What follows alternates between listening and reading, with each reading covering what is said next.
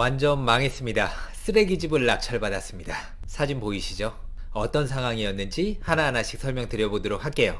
2019년 초에 인천 서구에 있는 아파트를 하나 낙찰받았습니다. 감정가는 2억 3,800만원이었는데 1억 6,600, 60만원까지 떨어졌었던 물건이고요. 한 명을 물리치고 1억 7,500만원에 낙찰을 받았습니다. 낙찰받았을 땐 기분이 굉장히 좋았겠죠? 하지만 이런 기쁨은 그리 오래가지 못했습니다. 우선 입지를 한번 볼게요. 동떨어져 있어요. 다리를 건너야만 상업시설이라든지 학교로 이동이 가능한 그런 아파트였습니다. 그리고 지하철역과는 굉장히 거리가 멉니다. 가장 가까운 지하철역이 검단 사거리역인데 직선거리로 1.5km.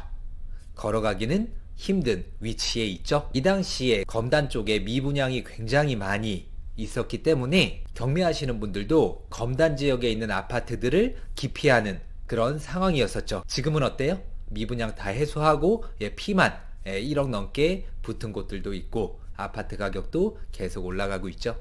사람 인생도 그렇지만 아파트 값도 어떻게 될지 그 누구도 알 수 없어요. 그 당시에 제가 시세 파악을 했었는데 2억 3,800만원에 감정이 돼 있었잖아요. 감정평가 믿어야 돼요? 절대 믿으면 안 됩니다. 이 당시에는 검단 지역의 아파트 값이 워낙 떨어지는 추세였다 보니까 시세 같은 경우에는 2억 1000에서 2억 1500 정도 생각을 했었습니다. 낙찰을 받고 해당 물건지로 향했죠.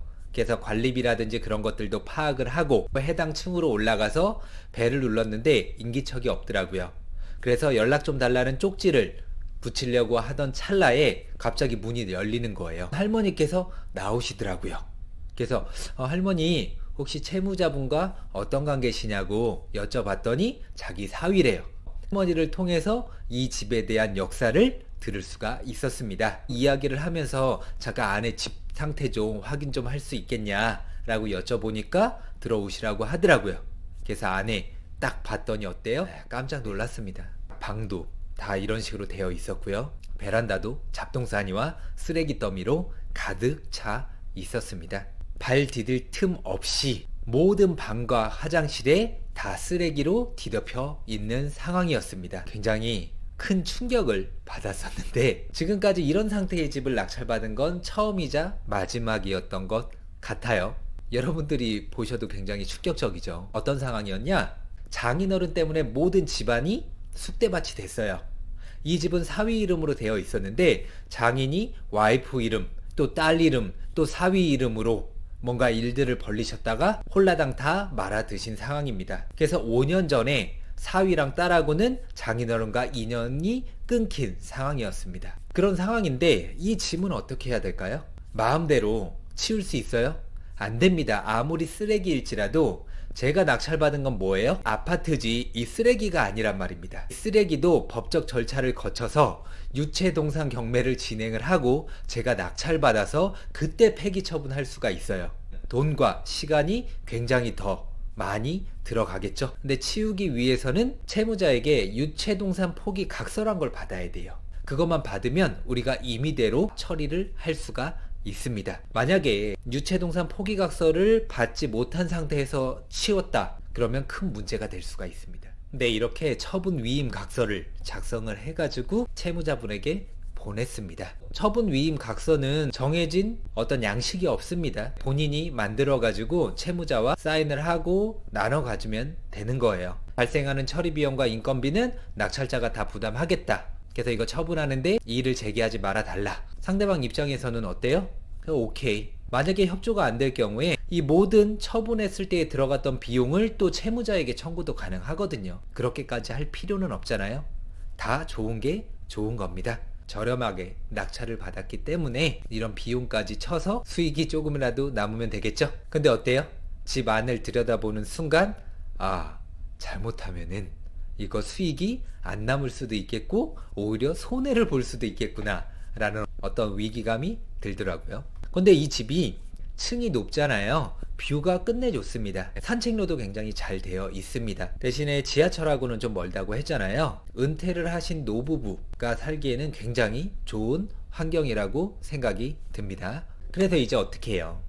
하나하나 치워야 되겠죠? 청소를 해주시는 아주머니 세 분을 불렀습니다. 그래서 2박 3일 동안 계속 치워요. 치우고 또 치웁니다. 이런 마대자루 한 100 몇십 개 가지고 와가지고 일을 해주시는 아주머니들께서 방 하나하나 맡으신 다음에 온갖 잡동사니들을 포대에다가 다 때려 넣었습니다. 그리고 저랑 함께 투자하신 지인분이시거든요. 지인분과 저도 함께 가서 치웠죠. 치워도 끝이 없더라고요. 그런데 계속 하다 보니까 어느 순간 조금씩 정리가 되더라고요. 네, 이렇게 말이죠. 아주머니 세 분이 2박 3일 동안 청소해 주시고 1톤 트럭 5대분 정도의 폐기물이 나왔습니다. 그 폐기물 처리하는데 들어갔던 총 비용은 300만 원에 했습니다. 다 치우고 보니까 이 집에서 재활용할 수 있는 거는 아무것도 없더라고요. 모든 것들을 다 뜯어 고쳤어야 됐습니다. 심지어 보일러까지 고장이 난 상태였어요. 한 40평대고요. 인테리어를 총 다 하는데 얼마 정도의 비용이 들어갔는지 한번 보세요. 도배 싹 하고 또 조명도 좀 새로 달고 바닥도 새로 하고 그리고 각 방마다 포인트 벽지를 붙였습니다. 주방의 핵심인데 유일하게 손대지 않은 한 가지가 있습니다. 바로 상부장이에요. 이거 하나만 멀쩡하고요. 상부장 하는 비용은 절약할 수가 있었는데 상부장과 하부장 언밸런스한데 자꾸 보면 어때요? 적응이 됩니다. 그래서 하부장은 새로 다 교체를 하고 타일도 붙이고 상부장은 그대로 살리고 조명도 새로 달았습니다. 베란다 같은 경우에는 탄성 코트로 다 뿌렸어요.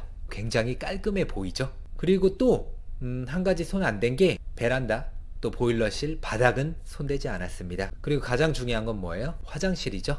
안방 화장실과 거실 화장실 모두 이렇게 바꿨습니다.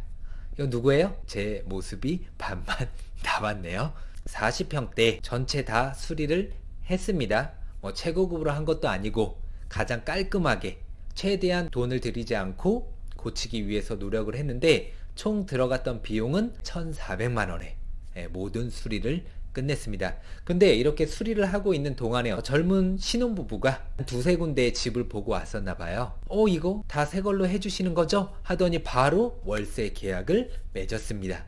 2천에 60만 원에 맺었죠. 아무래도 저 어르신들이 그 집들을 많이 소유를 하고 계시잖아요. 수리해주는 데는 굉장히 인색하신 분들이 많아요. 하지만 젊은 투자자분들은 수리는 당연히 해야 된다라고 생각을 하잖아요. 수리를 했더니 젊은 부부가 와서 바로 계약을 하더라고요.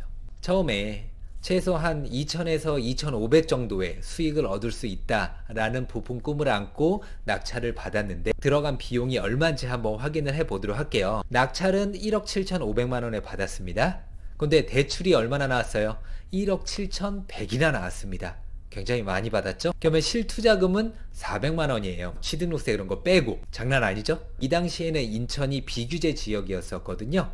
그래서 최대 70%까지 나오는데 대출을 해준 은행은 감정가를 기준으로 해서 70%까지 대출을 해주더라고요.